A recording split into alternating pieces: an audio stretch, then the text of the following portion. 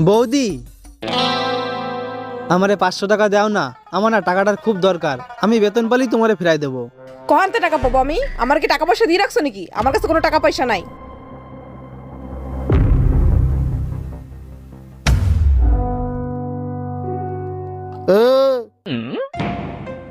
এদিক শোন, কি? এই তুই আমার সামনে আমার ভাইরে তুই এরকম একটা কথা কতি পারলি? এক লাথি দিয়ে তোরে খাটেতে ফেলা দেবো। আর ওই তুই তো বলতা কম না রে, এই জায়গা তোর দাদা থাকতি তোর বৌদির ধরে টাকা চাতে গেলি কেন? আমার কাছে তো একবার চাতি পারতি। হ্যাঁ দাদা, আমি বৌদির কাছে টাকা চাই সত্যিই ভুল করে ফেলাইছি।